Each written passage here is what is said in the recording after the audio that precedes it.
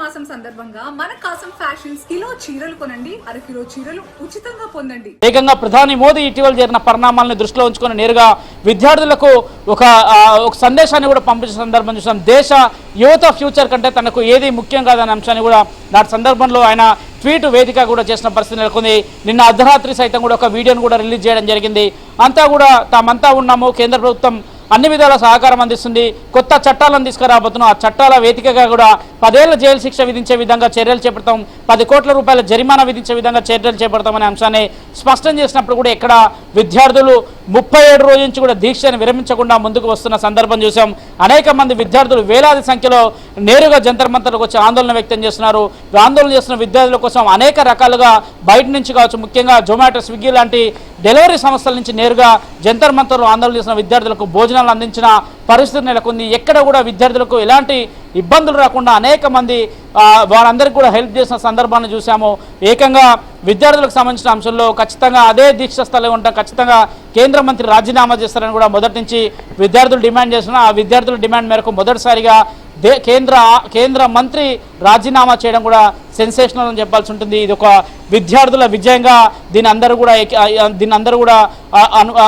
కూడా చెప్తున్న పరిస్థితి అయితే నెలకొందని చెప్పాల్సి ఉంటుంది. కేంద్ర ప్రభుత్వం ఈ అంశంలో ఎలాంటి నిర్ణయం తీసుకుంటుంది, ఇకపై భవిష్యత్తులో ఎలాంటి పేపర్ లీక్ కాకుండా కూడా చర్యలు చేపడుతుంది. అయితే ఇది ఒక కేంద్ర ప్రభుత్వానికే కాదు, అనేక రాష్ట్రాలకు కూడా ఇది ఒక గుణపాఠం అని చెప్పాల్సి ఉంటుంది. ఆయా రాష్ట్రాల్లో లీక్ అవుతున్న పేపర్కి సంబంధించిన అంశం కావచ్చు, ఆ పేపర్లకు సంబంధించిన అంశంలో రాష్ట్ర ప్రభుత్వాలు చర్యలు తీసుకోకపోతే మాత్రం భవిష్యత్తులో కాక్రోచ్ లాంటి ఉద్యమాలు మరెన్నో కూడా ఆ రాష్ట్రాల్లో వచ్చే అవకాశం ఉంది.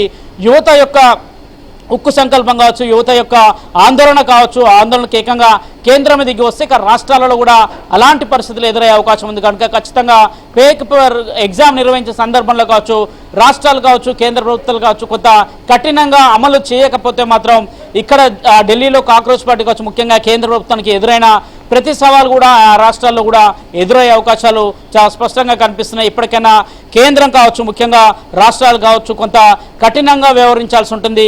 పేపర్ లీకులు జరిగితే కాక ఇక నిబంధనలు మరింత కూడా కఠినం చేయాల్సి ఉంటుంది. కేంద్ర ప్రభుత్వం ఆ మేరకే సోమవారం కూడా ఒక బిల్లుని అటు పార్లమెంట్ సమావేశాల సందర్భంగా తీసుకొస్తున్న అంశాన్ని స్పష్టం చేస్తున్న నేపథ్యంలో కేంద్ర ప్రభుత్వం ఈ అంశంలో ఎట్లాంటి అడుగులు వేస్తుంది ముందుకు అనేది చూపాల్సి ఉంటుంది. ఎందుకంటే త్వరితగతిన విద్యార్థులకు నచ్చజెప్పే ప్రయత్నం చేస్తూనే మరోవైపు కేంద్రం చేపట్టాల్సిన చర్యలన్నింటి కూడా కంటిన్యూగా చేపడుతున్న పరిస్థితి నెలకొంది. ఏకంగా నేషనల్ టెస్టింగ్ ఏజెన్సీ ప్రక్షాళనని పూర్తిగా చేసిన పరిస్థితి నెలకొంది. కేంద్ర విద్యాశాఖ సెక్రటరీని సైతం కూడా తీసివేసి నూతన సెక్రటరీ నియమించిన పరిస్థితి నెలకొంది. అనేక విప్లవాత్మక మార్పులు తీసుకొస్తున్న అతి త్వరలో తక్కువ కాలంలోనే కేంద్రం మాత్రం ఎన్ని చర్యలు చేపట్టినప్పుడు కూడా విద్యార్థులు ముక్కవని దీక్షతో అక్కడే కూర్చున్న పరిస్థితి నెలకొంది. కేంద్ర ప్రభుత్వం పూర్తిగా తగ్గిందనే చెప్పాల్సి ఉంటుంది. అనేక రాష్ట్రాలకు ఢిల్లీలో జంతర్ మంతర్లో చేసిన విద్యార్థుల యొక్క ఆందోళన అనేక రాష్ట్రాలకు పూర్తిగా కూడా అంటుకున్న పరిస్థితి నెలకొంది. ఆ రాష్ట్రాల్లో పెద్ద ఎత్తున కూడా ఆందోళన వ్యక్తం చేస్తున్న పరిస్థితి నెలకొంది. ఆందోళన విరమించామని సీజేపీ చెప్పిన నేపథ్యంలో మెట్రో స్టేషన్లు తెరుచుకునే అవకాశం కనిపిస్తుందా? దీనికి సంబంధించి ఏమైనా ఇచ్చారా ఇన్ఫర్మేషన్?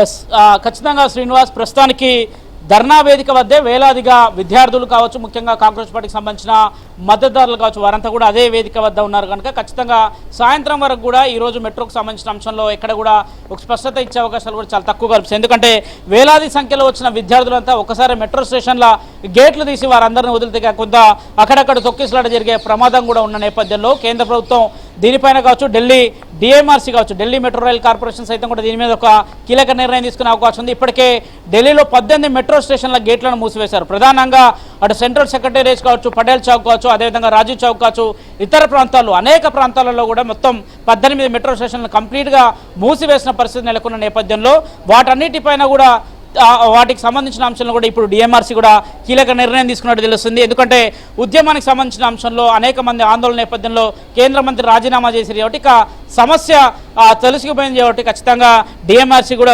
ఒక కీలక నిర్ణయం తీసుకున్నట్టు ఇప్పుడే తెలుస్తుంది. వారంతా కూడా మూసివేసిన 18 మెట్రో స్టేషన్లను కూడా తెరుస్తున్నట్టు కూడా కాసేపటి క్రితమే ఒక ప్రకటన చేసినట్టు కూడా తెలుస్తుంది.